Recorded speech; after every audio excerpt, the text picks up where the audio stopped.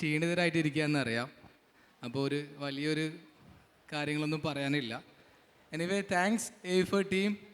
കാരണം ഇങ്ങനെ ഒരു ടോക്കൺ ഓഫ് അപ്രീസിയേഷൻ ഞങ്ങൾ പ്രതീക്ഷിച്ചിട്ടുണ്ടായിരുന്നില്ല. കാരണം ഞങ്ങൾ ഓൺബോർഡായിട്ട് ഒരു 1.5 മാസം ആയിട്ടുള്ളൂ. പക്ഷേ അതിന് മുമ്പ് തന്നെ നമ്മൾ നമ്മുടെ A4ൻ്റെ CEO, founder and CEO Anees പോത്തിൽ സാറിനായിട്ട് അറിയുകയാണെന്നുണ്ടെങ്കിലും ഇങ്ങനൊരു ഓപ്പർച്യൂണിറ്റി ഞങ്ങൾക്ക് തന്നതുകൊണ്ട് മാത്രമാണ് ഇങ്ങനെ ഞങ്ങൾക്ക് പെർഫോം ചെയ്യാൻ സാധിച്ചിട്ടുള്ളത്. സോ ഞാൻ കണ്ടതിൽ വെച്ച് A4നെ കുറിച്ച് ജസ്റ്റ് 2 വാക്ക് പറയാം. ഇങ്ങനെ എനർജറ്റിക് ആയിട്ട് ഏത് നേരവും A4ന് വേണ്ടി വർക്ക് ചെയ്യുന്ന, അല്ലെങ്കിൽ ഒരു സ്ഥാപനത്തിന് വേണ്ടിയിട്ട് ഇത്ര ആത്മാർത്ഥമായിട്ട് വർക്ക് ചെയ്യുന്ന ഒരു കൂട്ടം ആളുകളുടെ ഒരു നല്ലൊരു കയ്യടി കൊടുക്കാൻ, അല്ലേ?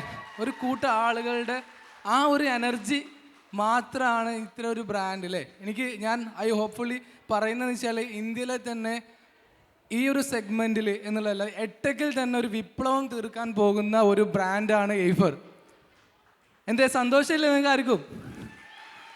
കാരണം എനിക്ക് ഫീൽ ചെയ്തിട്ടുണ്ട് അങ്ങനെ. ഇപ്പോൾ നസീബ് ആയാലും ഫുൾ ടൈം ഐഫർ എന്നല്ലാണ്ട് വേറൊരു വാക്ക് നസീബിൻ്റെ വായിന്ന് വരാറില്ല. ഇവൻ ബാസിദ്, ജസീദ്, ഞാൻ ഇത്രയും എനർജറ്റിക് ആയിട്ട് ടീമിൻ്റെ ആ ഒരു എനർജി കാണുമ്പോൾ എനിക്കും തോന്നാറുണ്ട്, നമ്മുടെ ടീമിലും ഇതുപോലെ ആൾക്കാർ നമുക്ക് വേണം.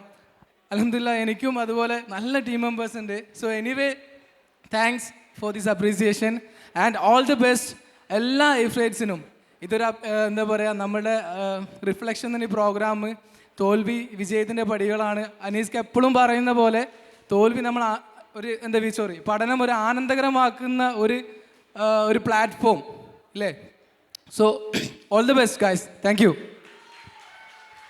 Thank you team ടെക്സിറ്റോ.